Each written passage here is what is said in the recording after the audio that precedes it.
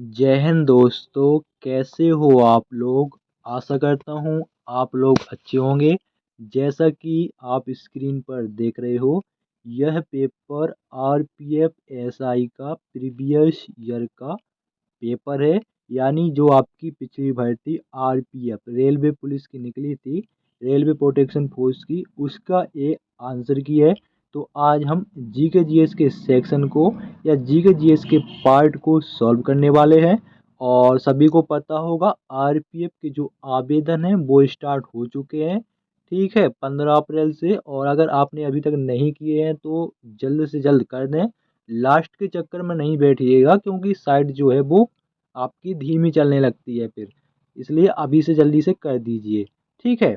और आपको exam pattern बता देते हैं अगर आपको नहीं पता दोस्तों। तो जी के जी एस 50 अंक का, रीजनिंग 35 का, और मैथ आपका 35 का। इसमें हिंदी इंग्लिश नहीं पूछा जाता। तो सबसे ज़्यादा जो अंक का पूछा जाना है वो है आपका जी के जी एस।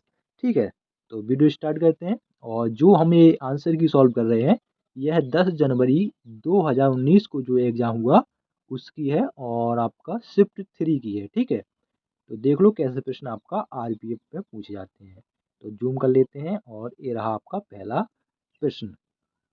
तो पहला प्रश्न है आपका कला और संस्कृति से। मांड कहाँ के लोक नृत्य की शैली है। तो जो आपका मांड है, कौन मांड है, ये आपका कहाँ का है, ये आपका राजस्थान से संबंधित है। तो ऑप्शन बी आपका बिल्कुल सही रहने वाला है। अगला प्रश्न देखिए, ऐसे प्रश्न आपको एसएससी में देखने को मिले होंगे। ठीक है, अगला प्रश्न पॉलिटी से है। भारत के उच्च न्यायालय के मुख्य न्यायाधीश की नियुक्ति किसके द्वारा की जाती है। तो जो आपका उच्च न्यायालय होता है, ठीक है, कौन होता है, उच्च न्यायालय यानी हाई कोर्ट होता है, उसके जो न्यायाधीश रहते हैं उसकी नियुक्ति कौन करता है भाई साहब। उसकी नियुक्ति करता है आपका राष्ट्रपति। कौन करता है, राष्ट्रपति करता है। ठीक है, तो ऑप्शन सी आपका बिल्कुल सही होगा। अगला प्रश्न देखिए, अगला प्रश्न है आंद्रे अगासी का उपनाम क्या है। तो आंद्रे अगासी का उपनाम है the Las Vegas kid. Option C बिल्कुल सही होगा। ठीक है, देखो ये भी वो आसान सा प्रश्न है, कई बार एग्जाम में पूछा गया है। तारापुर नाभिकीय ऊर्जा संयंत्र कहाँ पर स्थित है। तो ये आपका महाराष्ट्र में स्थित है। कहाँ पर है, महाराष्ट्र में स्थित है। तो ऑप्शन बी जो है वो बिल्कुल आपका राइट है। अगला प्रश्न देखिए, अगला प्रश्न है आपका उच्च से निम्न शीर्षों की ओर बहने वाली महासागरीय धाराएं कहलाती हैं। क्या कहलाती हैं, तो ये शीतल धाराएं कहलाती हैं। ऑप्शन डी बिल्कुल सही रहने वाला है। ठीक है, आपको समझ में आ रहा होगा कैसे प्रश्न आपके पूछे जा रहे हैं। और देखो, आपका इसमें जी के जीएस का काफ़ी रोल रहेगा। वो सॉरी, आपका जनरल साइंस का काफ़ी रोल रहेगा। ठीक है, जनरल साइंस का काफ़ी प्रश्न आपको देखने को इसमें मिलते हैं। प्रश्न है आपका इंडियम तत्व की परमाणु संख्या कितनी है।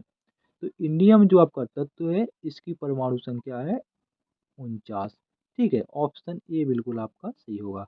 अगर आपने हाई स्कूल में सभी ने पढ़ा हुआ, आपने सभी ने मैंडलीव की आवर्त सारणी, ठीक, उसमें आपका अच्छे से बताया गया है।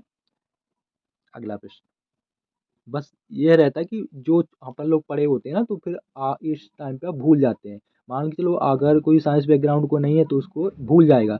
तो अपन को क्या करना पड़ता है, उसे रिपीट करना पड़ता है, फिर से याद आ जाएगा। ठीक है, क्योंकि छोटे में तो भाई 102 जाने कितने अंक है, तो वहाँ तक तो सब रट्ट मान लेते कि भाई पेपर में कहीं से भी पूछ ले बन ही जाएगा, हाई स्कूल में जैसे खासकर। ठीक है, अगला प्रश्न, शब्द बटरफ्लाई स्ट्रोक किस खेल से संबंधित है। तो दोस्तों ये आपका तैराकी से संबंधित है। ठीक है, अगला, त्वरण ज्ञात करने का सूत्र है। तो त्वरण अगर आपको ज्ञात करना है तो इसका सूत्र होता है वेग बटे समय। क्या सूत्र होता है, वेग बटे समय।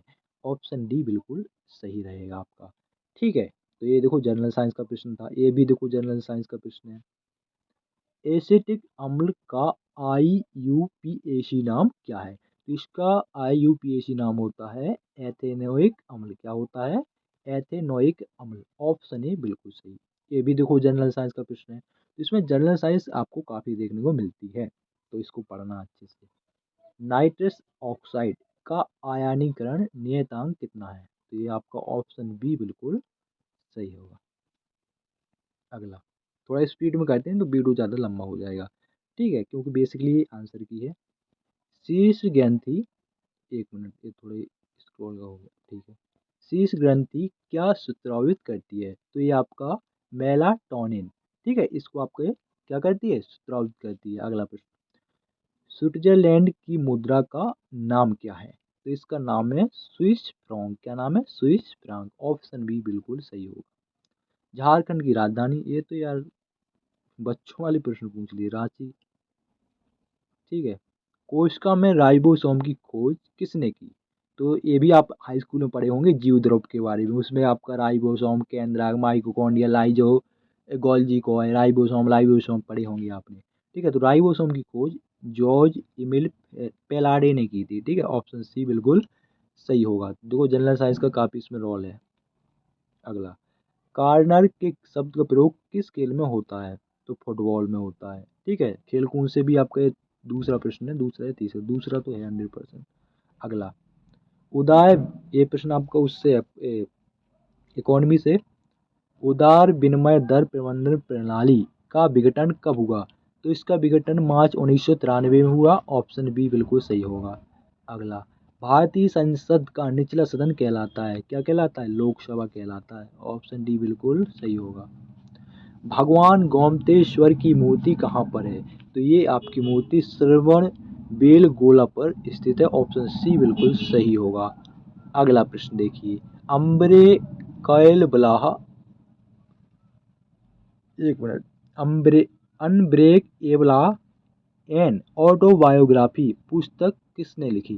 तो ये जो आपकी अनब्रेक अनब्रेक एबल जो आपकी ये पुस्तक है, किसने लिखी है? मैरी कॉम ने लिखी। किसने लिखी? मैरी कॉम ने लिखी है, ठीक है। अगला प्रश्न देखिए, राज्य विधानसभाओं के चुनाव का दायित्व किसका होता है? तो किसका होता है? केंद्रीय चुनाव आयुक्त का होता है, ठीक है। ऑप्शन बी बिल्कुल सही होगा। अगला प्रश्न देखिए, अगला प्रश्न है, निम्न में से किस देश की सीमा भारत से नहीं लगती? चीन की लगती है, थाईलैंड की नहीं लगती, ठीक है, पाकिस्तान और अफगानिस्तान की लगती है। तो ऑप्शन बी आपका थाईलैंड बिल्कुल सही होगा। अभी म्यांमार और थाईलैंड का आपका गृह युद्ध चल रहा है। भारत के राष्ट्रपति लोकसभा के कितने सदस्यों को मनोनीत कर सकते हैं? तो 2 सदस्यों को ये क्या कर सकते हैं? मनोनीत कर सकते हैं।